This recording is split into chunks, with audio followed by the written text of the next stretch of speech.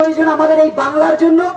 আমরা প্রত্যেকেই জানি যে আজকে মানে হাইকোর্টের নির্দেশে আমাদের পশ্চিমবাংলার বিরোধী দলনেতা শুভেন্দু অধিকারী মহাশয় তার নিজস্ব কর্মসূচিতে কোচবিহারে যাচ্ছিলেন, যেখানে বাংলার এই সরকারের কাছে তিনি আগাম জানিয়েছিলেন যে তার নিরাপত্তার কারণে।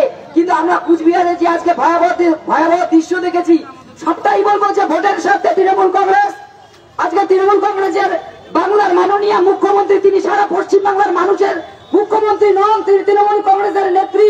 সেই নেত্রীর নির্দেশে যে আজকে ভোটার তালিকা সংশোধন, বাংলাদেশ রোহিঙ্গা মুসলিমদের যে ভোটার তালিকা থেকে নাম বাদ দেওয়ার জন্য বিরোধী দলনেতার যে ভূমিকা ছিল, সেই ভূমিকা পালন করতে গিয়ে আজকে রোষের মুখে পড়েছে। তাই তাকে প্রাণে মারার জন্য আজকে কুচবিহারে আজকে উত্তরবঙ্গের একজন মন্ত্রী উদয়ন গুহ তার নেতৃত্বে যেভাবে রোহিঙ্গা মুসলিমরা আজকে নির্লজ্জ ভাবে আজকে বিরোধী দলনেতাকে আক্রমণ করেছে, তার প্রতিবাদে সারা বাংলার মানুষ আজকে প্রতিবাদ যেমন করছে, তেমনি ধূপগুড়ি রাজপথে ভারতীয় জনতা পার্টি আজকে প্রত্যেকটি কর্মী আজকে পথে নেমেছে। এই বলবো সমস্ত জনগণ, আগামী দিন এই দেশকে আরো উন্নত করবার লক্ষ্যে 26-এর নির্বাচনে এই বাংলাকে জবাব দিতে হবে ভোটের বাক্সের মধ্য দিয়ে।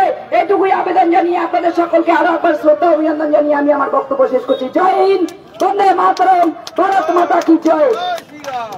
আজকে ভারতীয় জনতা পার্টির পক্ষ থেকে সারা পশ্চিমবঙ্গ জুড়ে তথা ধূপগুড়িতে যে প্রতিবাদ এবং অবস্থান বিক্ষোভ চলল, এই কর্মসূচি আজকের মতো আমরা এখানে শেষ করলাম এবং আগামীকাল থেকে ভারতীয় জনতা পার্টির ধূপগুড়ি বিধানসভার প্রত্যেকটি অঞ্চলে, প্রত্যেকটি হাটে, প্রত্যেকটি বাজারে এই তৃণমূল